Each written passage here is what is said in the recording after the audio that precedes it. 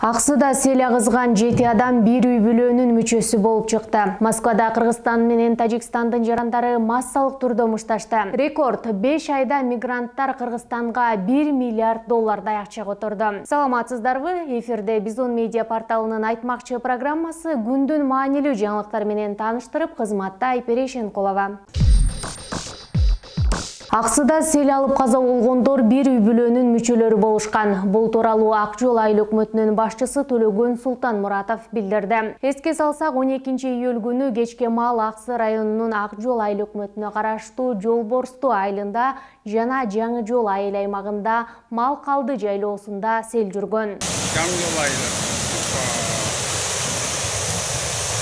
Сел агызган 8 адамдын ичинен 7-өө bir үй бүлөөнүн мүчөсү экени аныкталды. Жаан катуу жааган маалда алар Жолборсту айылында тигилген чатырда болушкан. Издөө иштеринин натыйжасында 6 адамдын сүйөгү табылды. Алар 63 жаштагы жана 40 жаштагы аялдар, ошондой эле 12, 7, 16, 3 жаштагы балдар. Мындан сырткары 5 жана 3 жаштагы бөбөктөр изделүүдө. Анын бирөө ушул үй бүлөөнүн мүчөсү, деди Султанмуратов. Учурда 2 бөбөктү издөө иштери уланып жатканы айтылды. Ага 100дөй адам тартылган. Президент Садыр Жапаров селден каза болгондордун жакындарына көңүл айтып, жабыр тарткандарга тез арада жардам көрсөтүү боюнча министрлер кабинетине тапшырма берген. Министрлер кабинетинин төрагасы Улукбек Марипов мамлекеттик органдарга Аксыдагы сел ташкынына байланыштуу өзгөчө кырдаалды жоюу боюнча ыкчам чараларды кабыл алууну тапшырды. Марипов жаратылыш кырсыгынын кесепеттерин жоюуга көмөк көрсөтүү үчүн тийиштүү күч жана каражатты тартуу зарыл экенин айтып, кырсык болгон аймакта санитардык эпидемиологиялык чараларды аткарууну тапшырган. Ошондой эле мамлекет тараптан курман болгон жана жабыркаган жарандардын үй бүлөсүнө бардык зарыл жардамдар көрсөтүлөт деп айтылат маалыматта. Москвада Кыргызстан менен Тажикстандын жарандарынын массалык мушташы болду. Россиялык жалпыга маалымдоо каражаттарынын берген маалыматына таянсак, буга чейин 11-июлда Кыргызстандын 2 жараны бычактан жаракат алышкан. Алардын жолдоштору өч алууну көздөп Кузьминка районунда саат 7-ге каршылаш тарапты жолугушууга чакырган. Аталган убакытта чатак чыккан эмес, бирок болжол менен түнкү саат 12-лерде Кузьминки метросунда массалык мушташ чыгып, ага Кыргызстан менен Тажикстандын жарандары катышкан.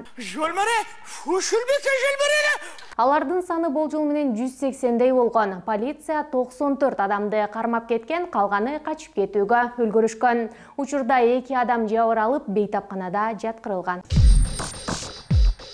Ушул жылдын январь-май айларында чет жактардан Кыргызстанга 986,3 миллион доллар акча которулду. Бул тууралуу өлкөнүн улуттук банкы билдирди. Мындан жеке адамдардын акча которуу тутумдары аркылуу жиберген каражаттары гана эсептелген. Өткөн жылдын алгачкы 5 айында 699,3 миллион доллар которулган.